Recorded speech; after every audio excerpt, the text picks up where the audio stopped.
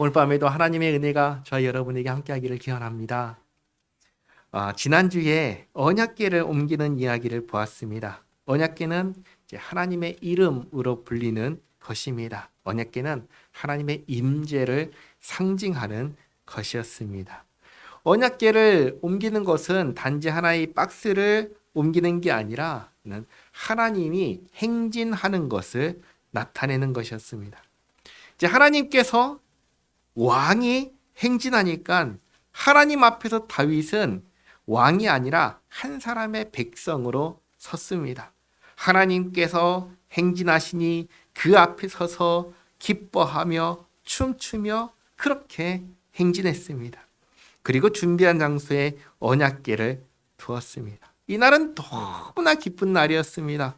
백성들을 축복하고 먹을 것과 마실 것을 나눠줬습니다. 오늘날로 치면은 기념품을 준 겁니다. 그것도 최고로 좋은 기념품을 준 겁니다. 그리고 나서 너무나 기분 좋게 집에 들어왔지요. 가족을 축복하려고 들어왔습니다. 그런데 그런 다윗을 맞이한 것은 누구였냐면 미갈이었는데, 미갈은 뭐라고 하냐면 방탕하고 염치 없는 모습을 보였다라고 하면서 다윗을 맞이했습니다. 이런 말을 듣고도 다윗이 기분이 좋을 수 있을까요? 그럴 수가 없는 것이죠. 다윗이 미갈에게 이렇게 말했죠.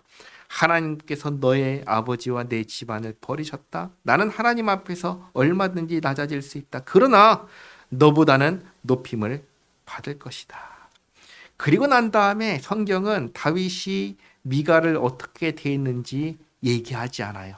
다만 한 가지 알려주는 것은 미갈이 죽는 날까지 자식이 없었다라고 기록합니다. 이게 지난주에 우리가 보았던 말씀입니다. 그리고 오늘 7장입니다. 오늘은 정말 중요한 언약, 다윗 언약을 보여줍니다. 1절 말씀 보시면 여호와께서 주위의 모든 원수를 무찌르사 왕으로 궁에 평안히 살게 하신 때 왕이 선지자 나단에게 이르되 볼지어다 나는 백향목 궁에 살거늘 하나님의 궤는 휘장 가운데 있도다. 나라가 안팎으로 평안합니다. 왕이 고민할 게 없어요. 편안해졌습니다. 여러분은 편안할 때 무엇을 생각하십니까? 다윗은 무엇을 생각했냐면 하나님을 생각했습니다. 다윗은 하나님의 언약궤를 생각했습니다. 언약궤를 모셔둔 곳을 생각했습니다. 언약궤를 어디에 모셔뒀냐면 정해진 곳에 모셔뒀는데 텐트 안에 모셔두었습니다. 출애굽기를 보면은 하나님께서 언약궤를 성막 안에 지성소에 두라고 하셨습니다. 그러니까 언약궤가 이 텐트 안에 있는 것은 하나님의 말씀을 따라서 한 거니까 잘한 겁니다. 그런데 자꾸만 다윗이 이 마음에 걸리는 거예요. 자신은 백향목으로 가장 좋은 나무로 만든 성에 있습니다. 그런데 나의 왕이신 하나님의 이름으로 불리는 이 언약궤는 어디 있냐면 텐트 안에 있는 겁니다. 분명히 하나님의 명령대로 했지만 이게 신경 쓰입니다. 더 좋은 곳에 모시고 싶은 겁니다. 근데 한번 생각해 보시겠어요? 다윗은 어떻게 이런 생각을 가질까요? 언약궤를 나는 백향목궁에 있는데 언약궤는 텐트 안에 있네. 물론 이건 하나님께서 텐트 안에 들어가셨지만 나는 좀 더 하나님의 언약궤를 더 좋은 곳에 모시고 싶다. 이런 생각. 다윗은 어떻게 이런 생각을, 어떻게 하나님에 대해서 더 좋은 것으로 내가 하나님께 헌신하고 싶다. 이런 생각을 할 수 있었을까요? 그것은 다윗이 하나님을 가장 우선하려고 하는 그 가치관과 태도를 가지고 있었기에 거기에서 자연스럽게 나온 거예요. 다윗은 정말로, 그러니까 말뿐만이 아니라 정말로 하나님만을 높이기를 원했습니다.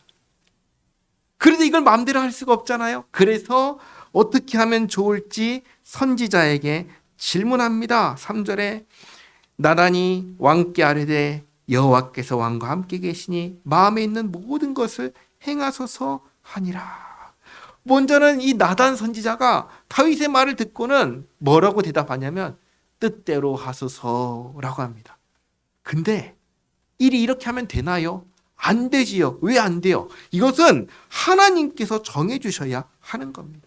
그래서 그날 밤에 하나님께서 나단 선지자에게 말씀하십니다. 4절 말씀 보시면 그 밤에 여호와의 말씀이 나단에게 임하여 이르시되 가서 내 종 다윗에게 말하기를 여호와께서 이와 같이 말씀하시되 내가 나를 위하여 내가 살 집을 건축하겠느냐. 내가 이스라엘 자손을 애굽에서 인도하여 내던 날부터 오늘까지 집에 살지 아니하고 장막과 성막 안에서 다녔나니 이스라엘 자손과 더불어 다니는 모든 곳에서 내가 내 백성 이스라엘을 먹이라고 명령한 이스라엘 어느 지파들 가운데 하나에게 내가 말하기를 너희가 어찌하여 나를 위하여 백향목집을 건축하지 아니하였느냐고 말하였느냐. 이 다시 말하면 한 번도 내가 나를 위해서 백향목집을 건축하라고 지시한 적이 없다는 거예요. 그런데 넌 어떻게 이렇게 기특한 생각을 했느냐라고 말씀하시는 겁니다. 그리고 8절에 그러므로 그러니까 이제부터는 하나님께서 은혜를 베풀겠다고 하시는 겁니다. 이것은 이제 보상이 아닙니다. 마치 부모가 부모의 마음을 위하는 자녀를 기특하게 여기며 해주겠다고 하는 것처럼 하나님께서 그렇게 다윗을 기특하게 여기시며 이렇게 해주겠다고 약속하시는 겁니다. 뭐냐? 이제 내 종 다윗에게 이와 같이 말하라. 만군의 여호와께서 이와 같이 말씀하시기를 내가 너를 목장 곧 양을 따르는 데에서 데려다가 내 백성 이스라엘의 주권자로 삼고 내가 가는 모든 곳에서 내가 너와 함께 있어 내 모든 원수를 내 앞에서 멸하였은즉 땅에서 위대한 자들의 이름같이 내 이름을 위대하게 만들어 주리라. 이렇게 첫째로 너의 이름을 내가 위대하게 만들어 주겠다고 하십니다. 다음으로 내가 또 내 백성 이스라엘을 위하여 한 곳을 정하여 그를 심고 그를 거주하게 하고 다시 옮기지 못하게 하며 악한 종류로 전과 같이 그들을 해하지 못하게 하여 전에 내가 사사에게 명령하여 내 백성 이스라엘을 다스리던 때와 같지 아니하게 하고 너를 모든 원수에게서 벗어나 편히 쉬게 하리라. 이렇게 이 나라를 위해서 두 가지, 한 곳에 정착하게 하고 둘째로는 안식을 누리게 하겠다고 하십니다. 그리고 여호와가 또 내게 이르노니 여호와가 너를 위하여 집을 짓고 다윗이 자신이 하나님을 위해서 집을 짓고 싶어 했는데 하나님께서도 내가 너 다윗을 위해서 집을 지어주겠다라고 하십니다. 그래서 12절에 내 수완이 차서 내 조상들과 함께 누울 때 내가 내 몸에서 날 내 씨를 내 뒤에 세워 그의 나라를 견고하게 하리라. 그는 내 이름을 위하여 집을 건축할 것이요. 다윗이 아니라 다윗의 아들이 하나님의 집을 건축할 것을 말씀하십니다. 여기서 말하는 하나님의 집은 성전입니다. 그리고 이제 나눠드린 종이를 보실까요? 역대상 22장을 보면은 다윗은 성전을 짓지 못하게 하신 이유를 알려주시는데 함께 읽겠습니다. 역대상 22장 8절 말씀입니다. 여호와의 말씀이 내게 임하여 이르시되 너는 피를 심히 많이 흘렸고 크게 전쟁하였느니라. 내가 내 앞에서 땅에 피를 많이 흘렸은즉 내 이름을 위하여 성전을 건축하지 못하리라. 아멘. 이렇게 다윗의 손에 피가 많이 묻었으니 전쟁을 많이 했으니 성전을 세우지 못한다 하십니다. 대신 다윗의 아들이 성전을 건축할 것이고 다시 돌아와서 나는 그의 나라 왕위를 영원히 견고하게 하리라. 근데 이 그는 누구죠? 솔로몬일까요? 다윗의 아들 솔로몬일까요? 아닙니다. 다윗의 아들의 나라는 영원히 견고했나요? 그러지 못했나요? 그러지 못했습니다. 솔로몬 다음 때의 나라는 쪼개졌고 북이스라엘 망하고 남유다 망했습니다. 견고하지 못했습니다. 그러니까 이 말씀이 가리키는 그는 다윗의 아들 솔로몬이 아니라 더 미래의 다윗의 후손으로 오실 메시아를 가리키는 말씀입니다. 사실 이 7장에서 말씀하시는 다윗의 아들은 솔로몬과 더 미래에 오실 메시아를 모두 다 가리켜 하시는 말씀입니다. 다윗의 아들 솔로몬은 이 메시아를 가리키는 예표의 역할을 하는 것이죠. 그래서 14절 말씀 보시면 나는 그에게, 여기서 그는 다윗의 아들 솔로몬입니다. 솔로몬에게 아버지가 되고 그는 내게 아들이 되리니 그가 만일 죄를 범하면 내가 사람의 매와 인생의 채찍으로 징계하려니와. 자, 보세요. 다윗의 후손으로 오실 메시아는 죄를 범하나요? 범하지 않나요?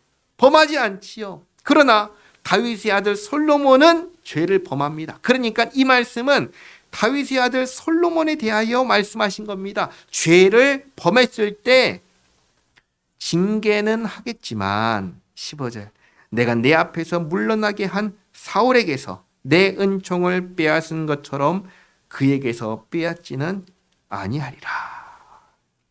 어쩌면 사울은 이 말씀을 보고는 솔로몬이 부럽다라고 할 겁니다. 그러니까 똑같이 잘못했어도 사울은 버리셨지만 솔로몬은 버리지 않겠다고 약속하신 것이기 때문입니다.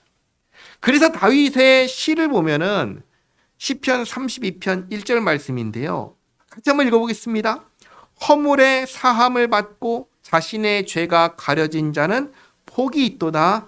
아멘. 이런 시를 다윗이 남겼습니다. 사실 구원받은 모든 사람들은 다 하나님께로부터 무엇을 받은 사람인 줄 아세요? 사랑을 받은 사람들입니다. 근데 여기에 놀라운 사실이 있지요.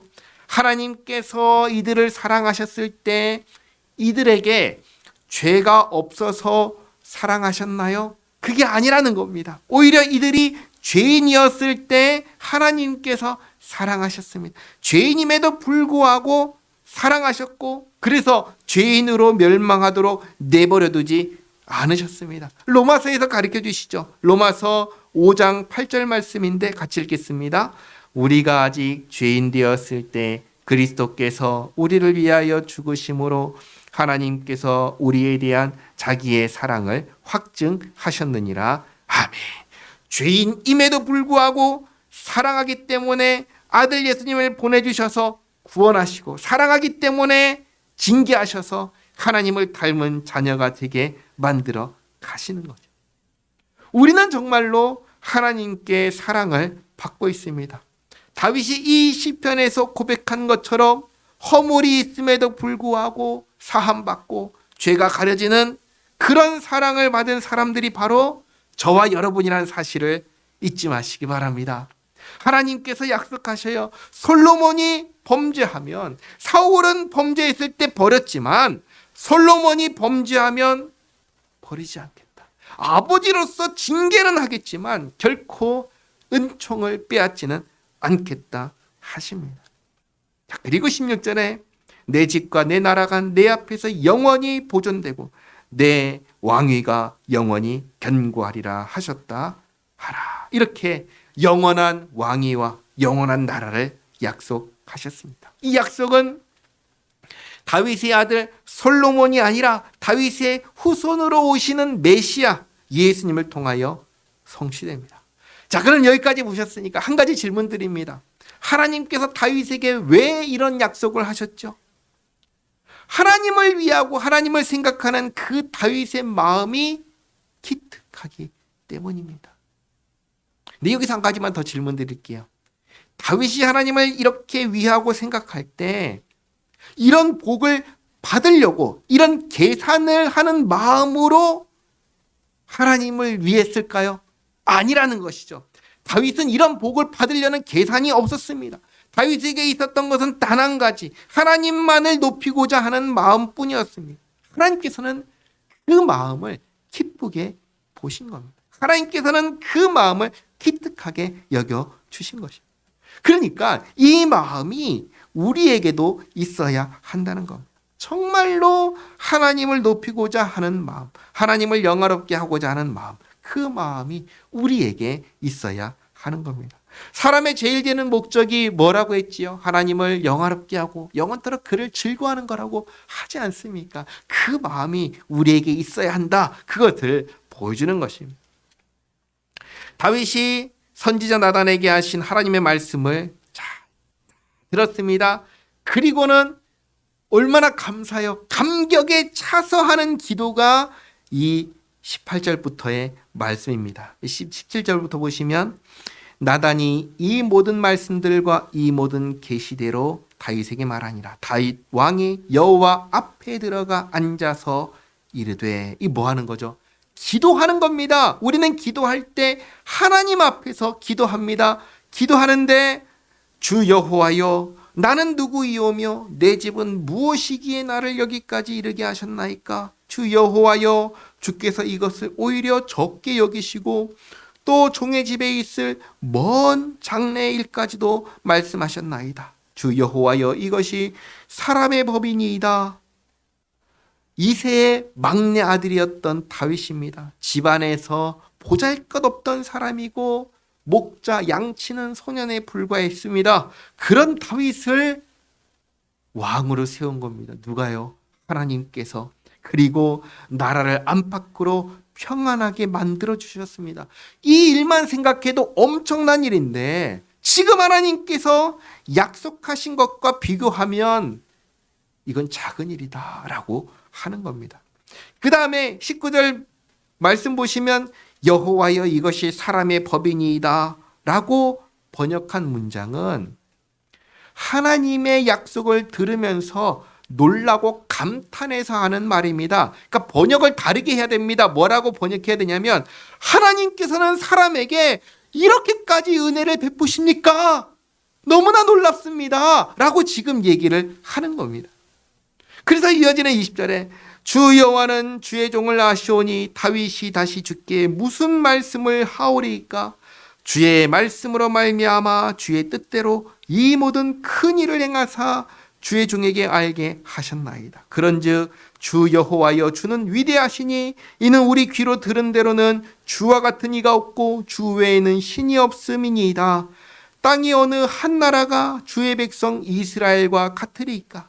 하나님이 가서 구속하사 자기 백성으로 삼아 주의 명성을 내시며 그들을 위하여 큰 일을, 주의 땅을 위하여 두려운 일을 애굽과 많은 나라들과 그의 신들에게서 구속하신 백성 앞에서 행하셨사오며 주께서 주의 백성 이스라엘을 세우사 영원히 주의 백성으로 삼으셨사오니 여호와여, 주께서 그들의 하나님이 되셨나이다. 이 세상에 이런 신은 없습니다. 어떤 신도 죄인을 구원하는 신이 없고 죄인을 자기 백성 삼으시는 신이 없습니다. 게다가 우리 하나님은 죄인을 자기 백성 삼으셨다가 마음에 안 드네, 버려야지, 이러지도 않으시는 하나님이세요. 오히려 영원히 죄인의 하나님이 되어주기 위해서 아들 예수님 보내주시고 예수님 안에서 죄의 문제를 해결하시고 의롭다 하시고 자녀 삼으시고 천국에서 영원히 살게 하시는 분이 누구시냐? 우리 하나님이신 것입니다. 이 세상에 이런 신이 있나요? 없는 것이죠. 우리는 하나님의 이런 엄청난 사랑과 은혜 속에 살고 있습니다. 다윗이 그것을 고백합니다. 25절 여호와 하나님이여, 이제 주의 종과 종의 집에 대하여 말씀하신 것을 영원히 세우시며 말씀하신 대로 행하사 사람이 영원히 주의 이름을 크게 높여 이르기를 만군의 여호와는 이스라엘의 하나님이라 하게 하옵시며 주의 종 다윗의 집이 주 앞에 견고하게 하옵소서. 만군의 여호와 이스라엘의 하나님이여, 주의 종의 귀를 여시고 이르시기를 내가 너를 위하여 집을 세우리라 하셨으므로 주의 종이 이 기도로 주께 간구할 마음이 생겼나이다. 여기 27절 말씀도 잘 보시기 바랍니다. 하나님께서 약속하신 거예요. 그러면 우리는 하나님께 하나님 그 약속을 이루어 주시옵소서라고 할 필요가 있을까요? 없을까요? 있다는 겁니다. 있다는 거예요. 다윗은 하나님의 약속의 말씀을 근거로 지금 뭐해요? 기도하고 있는 겁니다. 우리는 이런 질문을 종종 합니다. 우리가 기도하지 않아도 하나님께서는 다 아시고 주시는 거 아닌가요? 하나님께서 주겠다고 약속하셨잖아요. 그렇게 질문하는데 다윗은 오히려 주신다고 하셨기 때문에 그 말씀을 근거로 주시옵소서 달라고 기도할 수 있게 되었다라고 얘기를 합니다. 그러니까 완전히 다른 거예요. 오히려 믿음의 사람들은 하나님의 말씀을 근거로 기도하는 거예요. 주신다고 하셨으니 주시옵소서라고 기도하는 겁니다. 이게 기도인 거예요. 기도는 하나님의 약속을 신뢰한다는 그 믿음을 나타내 보여주는 것이 기도입니다. 하나님께서 주신다고 하셨으니까 난 기도할 필요 없어. 그게 아니라는 거죠. 하나님께서 주신다고 하셨으니까 그 말씀을 믿고 간직해서 하나님 그러니 주시옵소서 하고 손을 벌리는 게 그게 기도인 것입니다. 자, 28절 말씀 또 보시면 주 여호와여 오직 주는 하나님이시며 주의 말씀들이 참되시니이다. 주께서 이 좋은 것을 주의 종에게 말씀하셨사오니 이제 청하건대 종의 집에 복을 주사 주 앞에 영원히 있게 하옵소서. 주 여호와께서 말씀하셨사오니 주의 종의 집이 영원히 복을 받게 하옵소서 하니라. 아멘. 여기 29절도 잘 보시기 바랍니다. 다윗이 지금 하나님께 어떤 복을 구하고 있지요? 주 앞에 영원히 있게 하옵소서. 주 앞에 영원히 있게 하옵소서. 다윗은 무엇보다 영원히 하나님과 함께 살게 하시기를 구합니다. 하나님과 함께 사는 것이 복이라고 하는 겁니다. 사랑하는 성도 여러분, 여러분은 하나님께 어떤 복을 받고 싶습니까? 또 우리 자녀들이 어떤 복 가운데 살기를 바라십니까? 저는 정말로 다윗과 같습니다. 저 자신도 하나님 앞에서 살기를 원합니다. 또 저의 자녀들도 똑같이 하나님 앞에서 살기를 원합니다. 우리가 하나님 앞에 섰을 때 하나님이 우리에게 진노의 하나님, 두려운 하나님이 아니라 사랑의 하나님으로 우리의 아버지 되신 하나님으로 우리 앞에 계셔서 그 아버지 되시는 하나님 앞에서 살게 되기를 원합니다. 그런데 그렇게 살아가려면, 그 사랑의 하나님 앞에서 살아가려면 어떻게 하죠? 다른 길이 없는 거예요. 우리가 하나님께 사랑받으며 살 수 있는 유일한 길은 뭐죠? 예수님 믿는 것뿐입니다. 예수님 믿는 것뿐입니다. 요한복음 14장 21절 말씀 같이 한번 읽겠습니다. 나의 계명을 지키는 자라야 나를 사랑하는 자니 나를 사랑하는 자는 내 아버지께 사랑을 받을 것이요 나도 그를 사랑하여 그에게 나를 나타내리라. 아멘. 예수님의 계명이 뭐예요? 사랑하라죠. 예수님을 믿고 의지하는 사람, 그래서 예수님의 말씀대로 사랑하며 살아가는 사람을 하나님께서 사랑하십니다. 그 사람이 하나님 앞에서 사랑받으면서 살아가는 겁니다. 다윗이 바란 복이 바로 이 복입니다. 저는 이 복을 받기 원합니다. 저의 자녀들이 이 복을 받기를 원합니다. 또 우리 사랑하는 푸른 주장교의 모든 권속들이 이 복을 받기를 원합니다. 정말로 예수님 잘 믿고 나도 잘 믿고 우리 자녀들도 예수님 믿는 믿음 안에서 살도록 어떻게 해요? 잘 양육해서 하나님, 사랑의 하나님, 우리의 아버지 되신 하나님 앞에서 살아가는 복, 영원히 살아가는 그 복을 누리는 우리 모두가 되기를 바랍니다. 기도하겠습니다.